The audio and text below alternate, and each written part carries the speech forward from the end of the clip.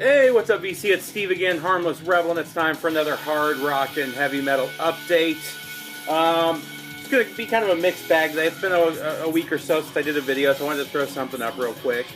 Just kind of the stuff I've been listening to over the last week. In the background, I don't know if you can even hear it, but I'm listening to 3 Inches of Blood, Long Live Heavy Metal.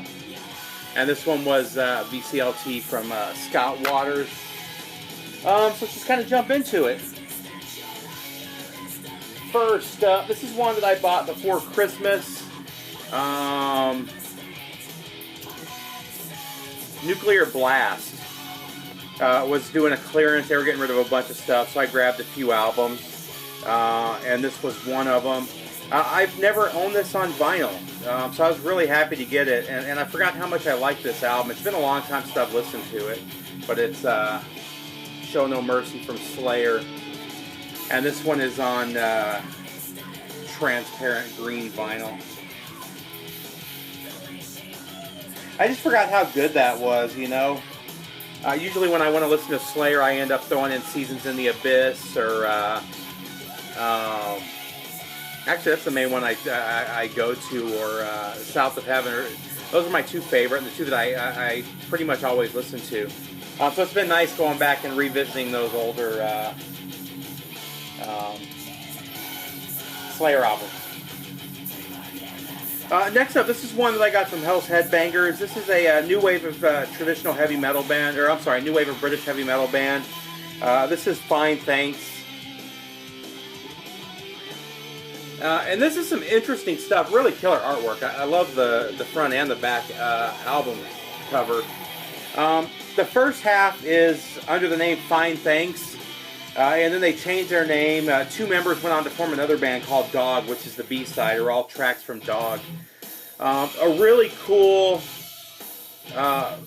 it's new wave of tradition... oh man, I keep saying it. New wave of British heavy metal.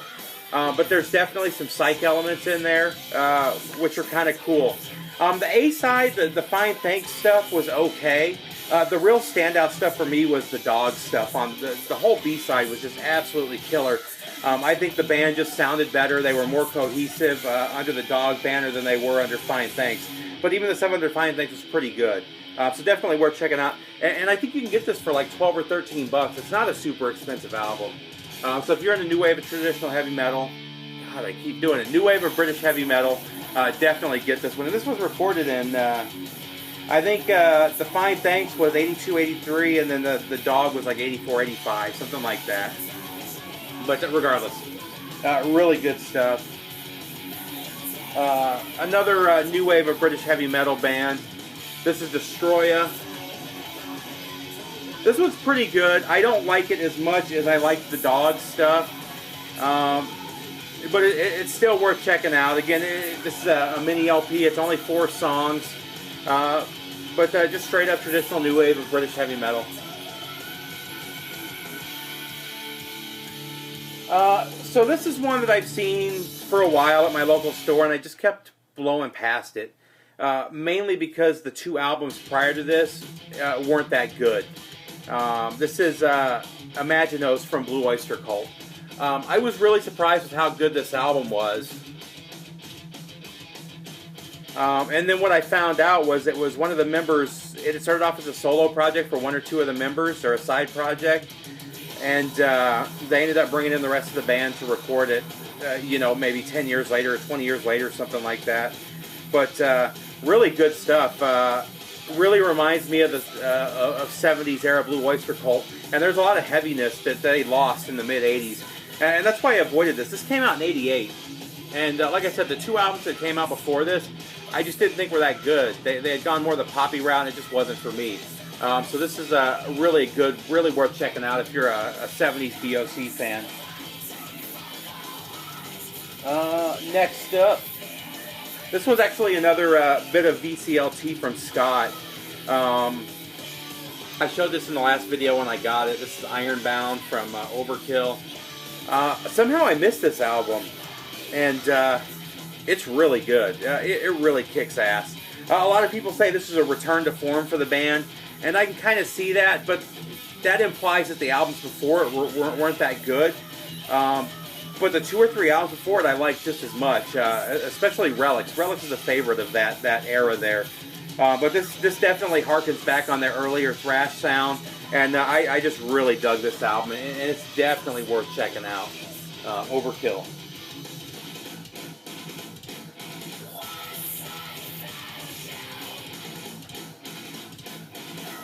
This one I bought from a member of the VC on the VC auction page. It was pretty good. I need to give it another spin though. The more straight up heavy metal album or tracks that I heard, I really dug. But there were a few tracks where they kind of went more that 80s metal sound, and I just didn't dig it. But for the most part, I really dug what I heard. And like I said, I need to give it another spin. But this is the debut from Pretty Maids, and this is Future World. And then there's the back cover of that one.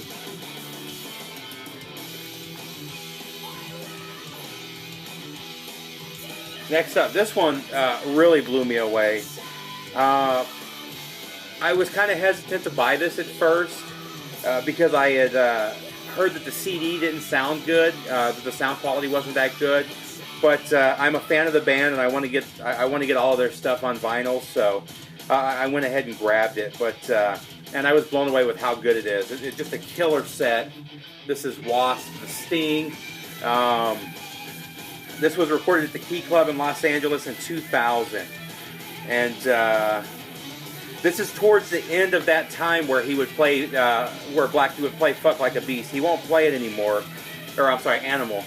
But really good live set. And I recommend checking it. Definitely getting this one if you're a fan of Wasp. And it comes on this really nice translucent green vinyl.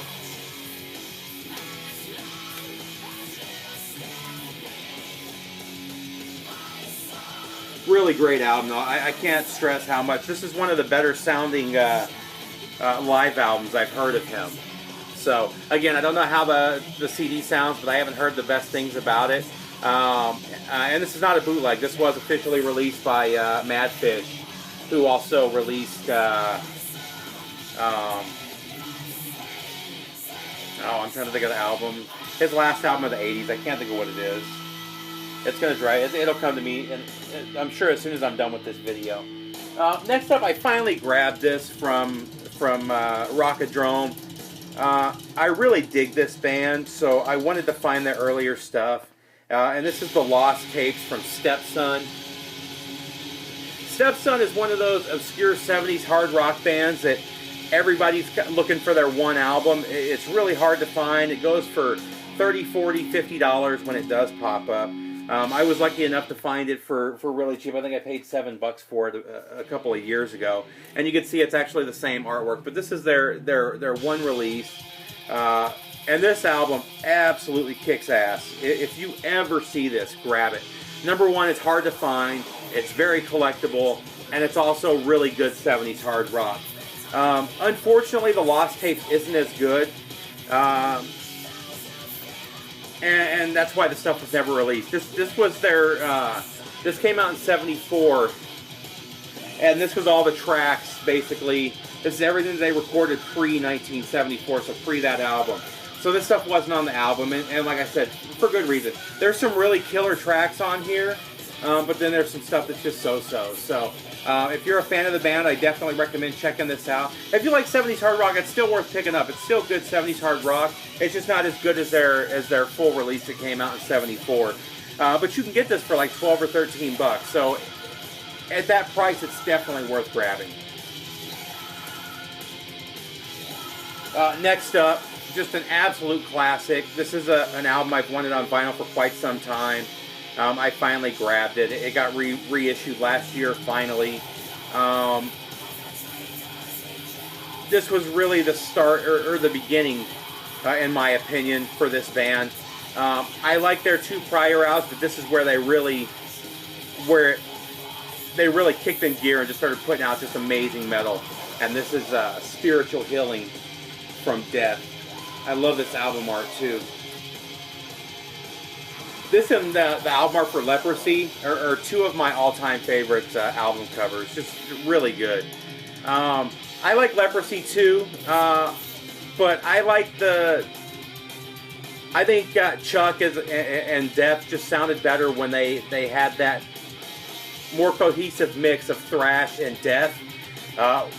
And that's what this is. You know, this is where those thrash elements really stand out, whereas the two prior albums were more straight up death metal in my opinion. But again, just an absolute classic. If you haven't heard this, highly, highly, highly recommend picking that one up. And it's also starting to disappear. Even this reissue is getting hard to find. So if you run across a copy of it, grab it.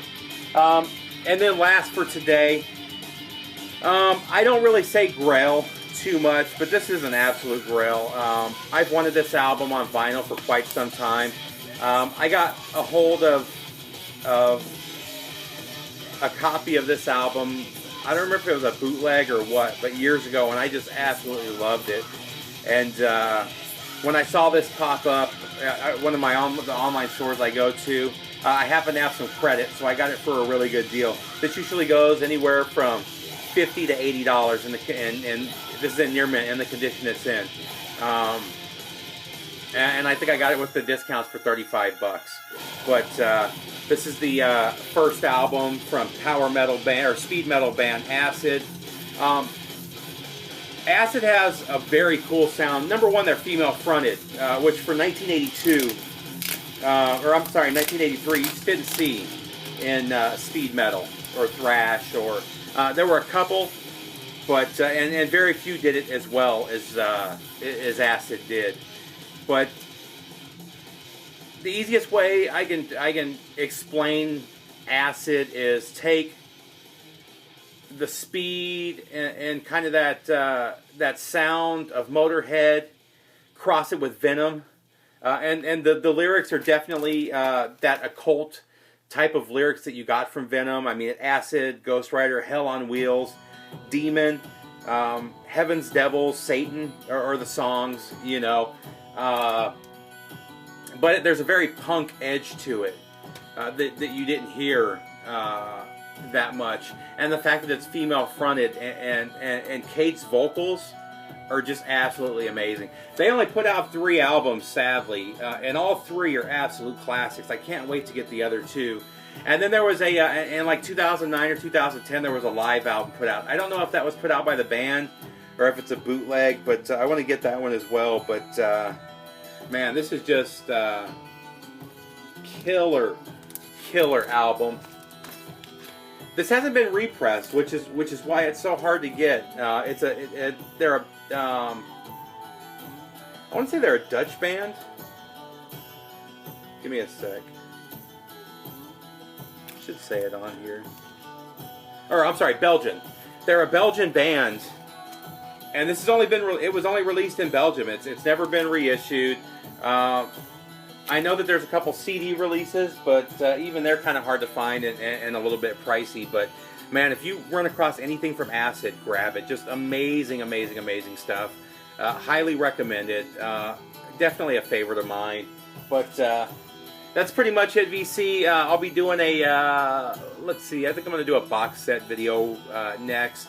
It'll be a relatively short one, but there's a couple box sets that one I've had for 5 or 6 months, and one I picked up just after New Year.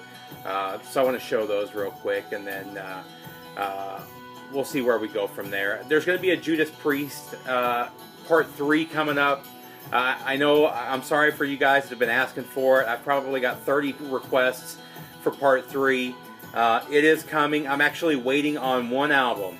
As soon as that album is here, I'm going to do Part 3. I've been holding off on purpose because I wanted to specifically have this album for the update. So that's it, VC. I hope everybody has a good week, and take care.